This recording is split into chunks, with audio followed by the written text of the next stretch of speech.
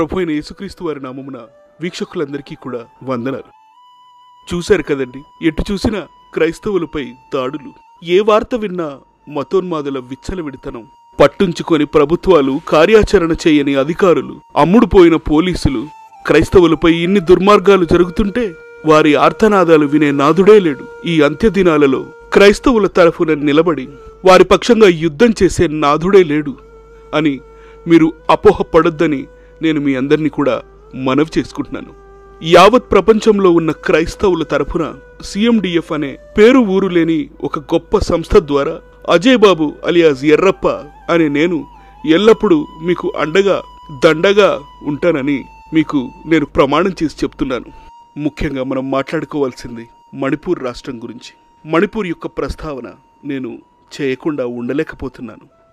రాత్రికి రాత్రి అక్కడ ఉన్న లక్షలాది చర్చిలు, లక్షలాది ఇళ్ళు మతోన్మాదులు విచక్షణ లేకుండా, విచక్షణారహితంతో అవన్నిటినీ కూడా అగ్నికి ఆహుతి చేశారు. కానీ మనం మాత్రం ఈ 2 తెలుగు రాష్ట్రాల్లో చేవలేని క్రైస్తవులుగా మిగిలిపోయాం. మణిపూర్లో ఉన్న రాష్ట్ర ప్రభుత్వాలే కానీ, కేంద్ర ప్రభుత్వమే కానీ అసలు ఏమీ కూడా పట్టించుకోవట్లేదు. అటువంటి ఈ తరుణంలో మీకు తోచినంత డబ్బు నాకు ఫోన్పే కానీ, గూగుల్ పే కానీ చేసి నాకు పంపించవలసిందిగా ప్రార్థన.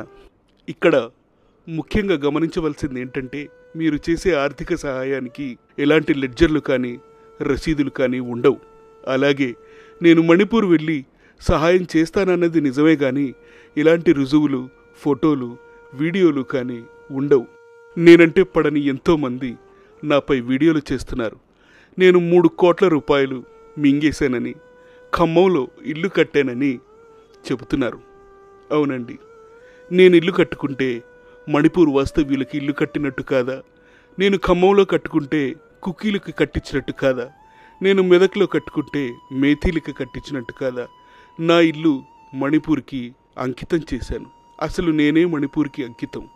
ఫాదర్స్ డే రోజున మణిపూర్ పిల్లలు నాన్న నాన్న అని ఏడుస్తూ ఉంటే మణిపూర్ పిల్లల కోసం 2 కొత్త సైట్లు కొన్నాను.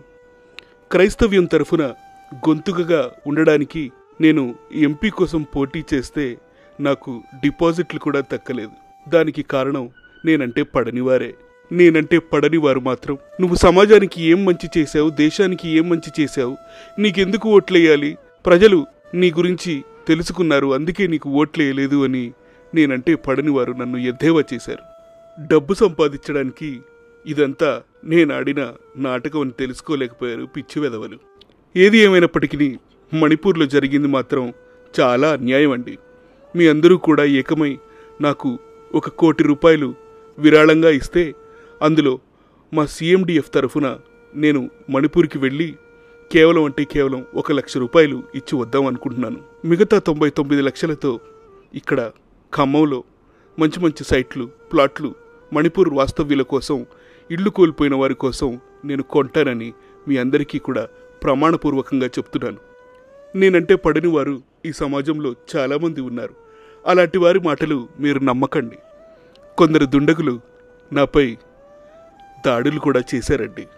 గత సంవత్సరం మతోన్మాదులు నాపై మటన్ కత్తితో దాడులు చేస్తే దాన్ని చూసి నేనంటే పడని వారు అవి కుక్క కాట్లు, బ్లేడ్ కాట్లు అని రకరకాలుగా పేర్లు పెట్టి అవహేళన చేశారు.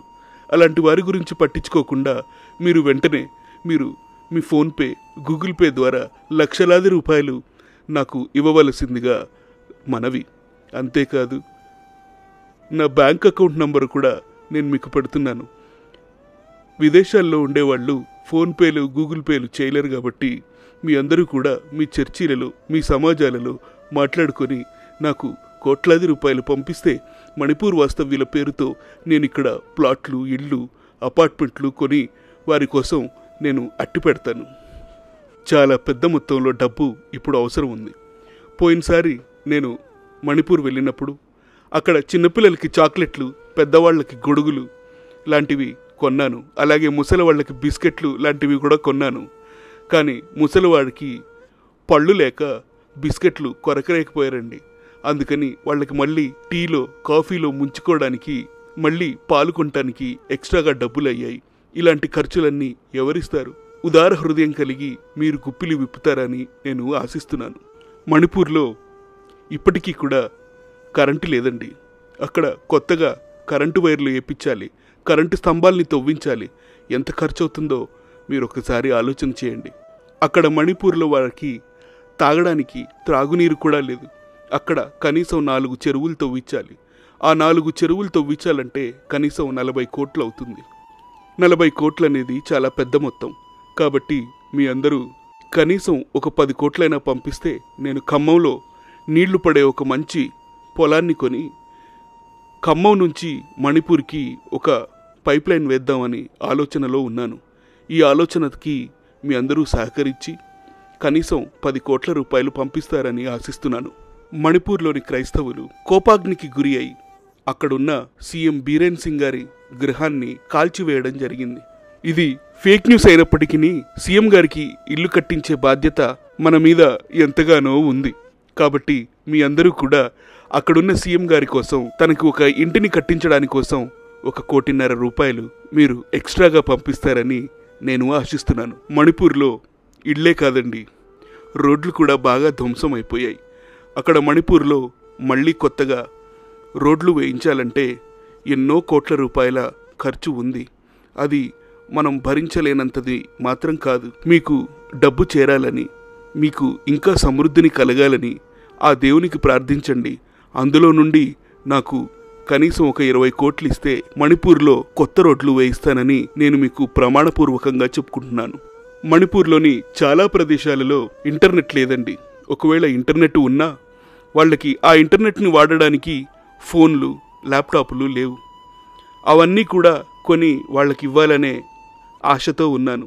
కాబట్టి ఇలా లక్షలాది ఫోన్లు, లక్షలాది ల్యాప్టాప్లు కొనాలంటే ఎంత ఖర్చు అవుతుందో ఒకసారి ఆలోచించండి.